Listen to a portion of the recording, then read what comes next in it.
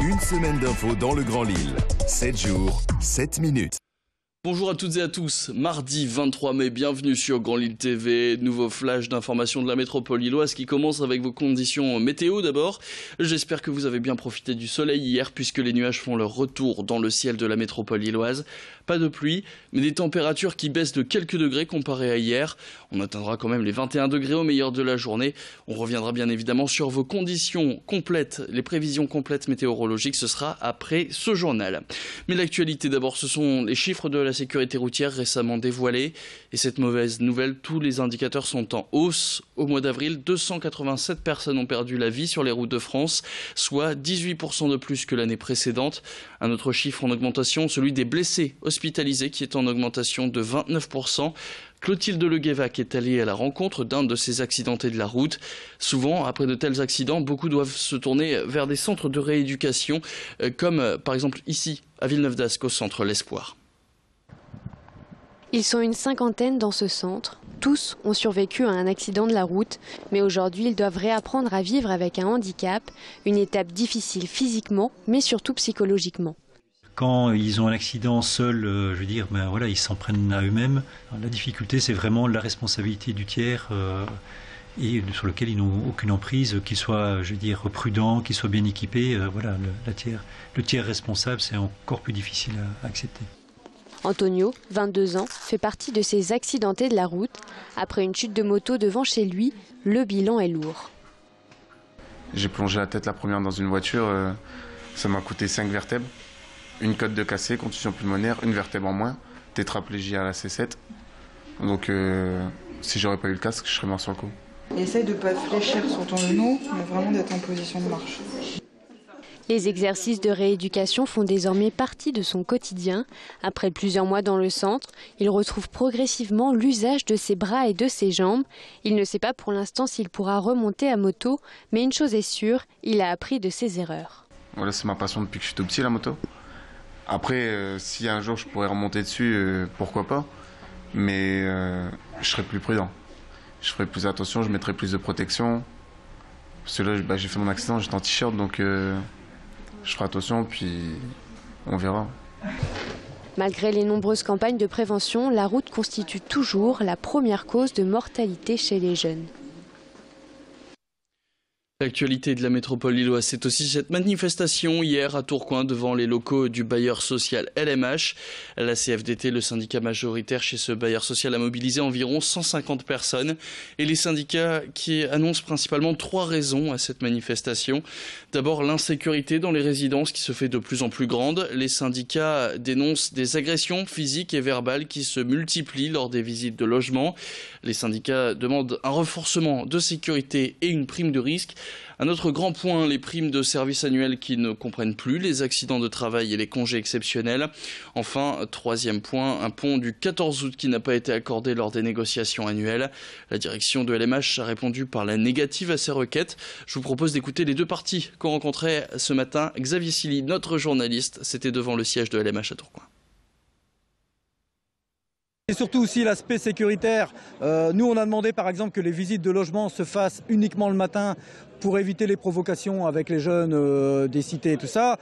C'est une chose qui nous a été refusée. J'englobe les personnels à l'intérieur de l'agence qui vivent aussi l'agressivité des locataires au jour le jour et le manque de moyens. Il lui faut de la compensation. Il n'y a pas de raison que des personnels qui vivent cette insécurité tous les jours n'aient pas en compensation soit une prime de risque. Nous avons aménagé l'ensemble de nos agences, voire parfois relocalisé certaines agences pour que les zones d'accueil soient les plus adaptées possibles en matière notamment de prévention situationnelle, avec l'installation également de vidéoprotection dans tous nos halls d'accueil aujourd'hui. Il n'existe pas de prime de risque à LMH. Cependant, et ça a fait l'objet d'échanges que j'ai pu avoir la semaine dernière avec la délégation de la CFDT que j'ai reçue en amont de cette journée de grève et dans le cadre du préavis, leur indiquant qu'effectivement aujourd'hui il y avait une réflexion qui était engagée dans le cadre d'un travail sur la propreté dans nos résidences pour pouvoir justement envisager la possibilité d'indemniser les personnels qui travaillent dans les résidences sur le terrain au regard des difficultés sur les sites les plus sensibles et sur les résidences les plus sensibles sur lesquelles ils sont amenés à travailler. Autre manifestation, hier matin, une cinquantaine d'aides à domicile ont manifesté donc hier à Lille entre le siège du conseil départemental et la préfecture du Nord. Une manifestation en marge de la mise en place d'un tarif unique dans les services d'aide à domicile qui était voté donc au conseil départemental. Depuis 2015, c'est le Nord, le département, qui gère le financement de ces services et l'application de ce tarif est prévue pour le 1er juillet. Un tarif jugé trop bas pour ces aides à domicile, d'où la manifestation hier matin. Elle réclame 25 € brut de l'heure contre 21,30 € proposés par le département. Et à en croire la CGT, ce nouveau tarif pourrait mettre en cause les conditions de travail des aides à domicile, voire profiterait aux entreprises privées de ce secteur. Pour information, il y aurait 226 000 aides à domicile dans le Nord, principalement des femmes et des postes à mi-temps. Idil Gunay a rencontré les manifestantes hier matin, je vous propose de les écouter. Le tarif à domicile, en fait, c'est un tarif unique que le conseil départemental va mettre en œuvre. Et la difficulté aujourd'hui, c'est que ça aura des conséquences très graves pour les associations. Pourquoi ? Aujourd'hui, il nous faudra à minima un tarif à 25 €. Il est annoncé à la base à 20,50 €. On arrivait avec l'annonce de la manifestation à le monter à 21,30 €. Quoi qu'il arrive, ça ne reste pas suffisant, puisqu'au bout du compte, on a de grandes chances qu'il y ait des pertes d'emplois du fait que les associations n'auront pas les moyens de payer. On attend déjà de pouvoir être reçus par les politiques. Concrètement, c'est aussi ça l'objectif. Donc dès que les aides à domicile arrivent et que les politiques veulent bien nous recevoir, l'objectif c'est de pouvoir faire une table ronde et trouver des solutions. Et on termine ce flash avec ces images du lycée Turgot à Roubaix où un élève aurait asséné un coup de tête à sa CPE. C'était jeudi dernier. D'après le principal que notre journaliste Xavier Silly a rencontré hier matin, l'élève aurait d'abord lancé de l'eau sur la CPE avant qu'elle ne le rappelle à l'ordre. L'élève en question est connu pour avoir des difficultés. Il serait suivi depuis 2 ans par cette CPE. Une CPE qui est toujours abattue psychologiquement aujourd'hui, près d'1 semaine après son agression. Nouvelle agression qui a d'ailleurs poussé certains enseignants à exercer leur droit de retrait.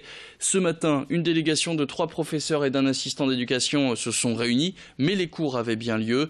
De son côté, l'élève est convoqué devant un conseil de discipline dans 1 semaine. Il a interdiction de se rendre dans l'enceinte du lycée. On écoutera dans les prochaines éditions, dans le prochain quart d'heure, le chef d'établissement du lycée Turgot. Comme vous allez pouvoir l'entendre, il est complètement décontenancé devant cette nouvelle agression physique. Et puis on termine avec cette brève, le retour d'Éric Barre, l'imitateur originaire de la métropole. Il sera donc ce soir au Splendide à Lille-Fives pour présenter son nouveau spectacle sans concert à lui tout seul. Et le jeu Grand Lille TV vous propose des places qu'ils sont à gagner. Ce sera avant midi sur notre page Facebook Grand Lille TV. Je vous invite donc à aller rejoindre et à nous mettre un petit j'aime. Voilà pour l'actualité de la métropole lilloise. Tout de suite, vous retrouvez la météo. Avant, un point sur vos conditions de circulation. Et nous, on se retrouve dans le prochain quart d'heure.